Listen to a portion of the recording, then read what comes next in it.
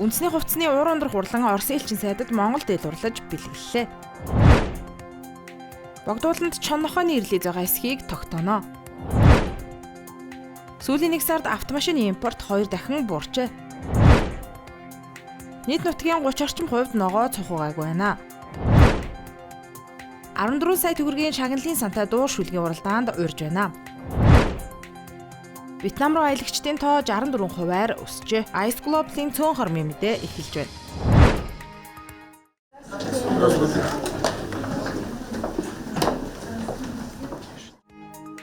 Үндэсний хувцсны уур ундрах хурлангаас Оросын холбооны улсаас Монгол улсад суугаа онц бөгөөд бүрэн иргэд элчин сайд Алексей Евсиков болон түүний эхнэрт тусгаалan зориулж уралсан Монгол дээлийг бэлгэллээ. Тэдний дээлийг 3-4 хоногийн дотор ойж дуусгасан бөгөөд түмэн насан хийтэй дэлхийн бүх хүмүүс бие биетэйгээ салшгүй холбоотой гэдгийг илтгэсэн шүтэн барилдлага хатгамал хийтэй юм а. Уур ундрах компанийн захирал Монгол улсын мастер адилчин Алтан туяа аавынхаа захиасыг биелүүлэн Оросын элчин сайдыг сонгож дээл урдж өгөхөөр шийдсэн байна.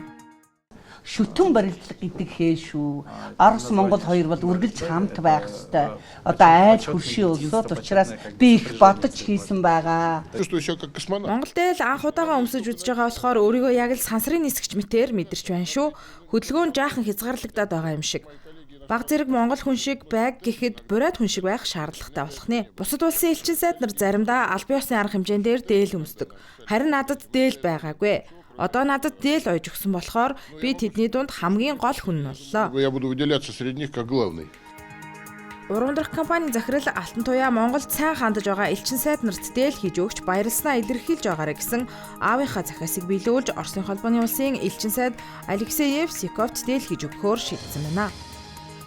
Танай гэр бүлийн хүнд энийг бэлгэлж байгаа. Спасибо. Тань мэдгүй телевизээр энэ элчин сайд ерөнхий элчин сайттай ярилцлага хийсэн. Тэгээ энэ хүн ямар сайхан хүн бэ? Би энэ хүнтэй танилцъя гэд редакторд нь хэлсэн. Тэгээд Татьянатай холбогдоод тэгээ би хэмжээг нь аваад 3-4 хоногийн дотор бид нар манай ойлчид ойж гүйцэлдүүллээ. Богдхан уулын дархан цааст газарт чон нохооны ирлийг үзэгдсэн болон эзэнгүй зэрлэгчсэн нохоо олширсан тухай олон нийт ярьдаг. Гэвч энэ талаар тодорхой үндэслэл баримт бүхий мэдээлэл хомс байна. Иймд тус уулан дахь сарл чонын тоо толгой сүргийн бүтцийг тодорхойлох хийгээд чон нохоон ирлиз байгаа эсхийг тодруулахаар судлаачдын баг хамгаалтын захиргаатай хамтран ажиллаж эхэлжээ. Тэд түргэн өвөөмөр зүүн дэлгэр хүрхрээ богино нүхтийн амуудад ажиллаж байна.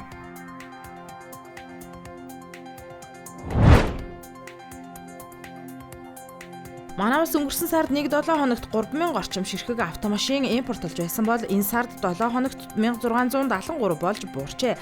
Учир нь санхүүгийн зохицуулах хорооноос автомашиныг урьдчилгаа төлөвлөгөө худалдахыг зогсоогоод байгаа юм а. Тус шийдвэрийн үр дүнд автомашины импорт буурах буюу валют гадагш урсгаас сэргийлж чадсан байна. Энэ нь төгрөгийн хашийг тогтворжуулах зорилготой. Оны эхэнд 1 ам доллар 3430 төгрөг байсан бол өнөөдөр 3582-оос 3598 төгрөг болж 160 орчим төгрөгөөр өсөд байна.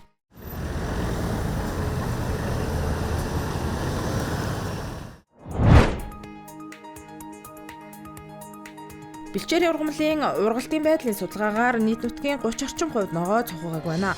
Ховд, Говьалтай, Завхан, Архангаа, Говьсүмбэр, Дундговь, Өмнөговьд, Оронгов, Сүхбаатар аймгийн ихэнх нутгаар, Баянүлгийн Увс, Баянхонгор, Өвөрхангай, Төвийн зарим сумдын нутгаар ногоо муу, орхины нийт Булган сэлэнгийн ихэнх нутаг, Увс, Ховд, Баянгор, Төв, Өмнөговь, Сүхбаатар дорондын цөөн сумдын нутгаар дунд зэрэг, Дарханвал дорондын ихэнх хөвсгөл, Хинтийн зарим, Увс, Говьалтай, Булган сэлэнг, Төв, Өмнөговийн ганц нэг сумдын нутгаар хэв юм байна. Өнгөрсөн 10 хоногт Хурдундас, Говь болон Зүүн аймагуудын нутгаар дунджаас ахиу бусад нутагт дунджийн орчин буюу түүнээс бага оржээ. Түнчлэн салхины хурд их байгаа нь ургамлын ургалтад нөлөөлж байна.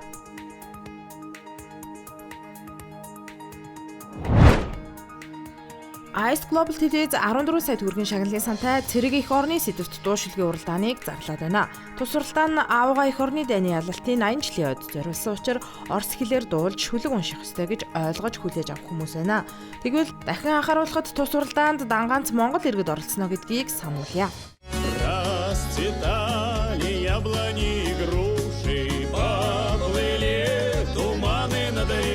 Дуул, шүлгээ унш, бичлэгээ хий.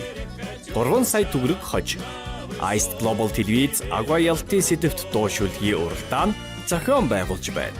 Шагналын сан 14 сая төгрөг. Уралдааны нөхцөлийг Ice Global телевизийн захим хуудас болон олон нийтийн сүлжээнээс авна уу?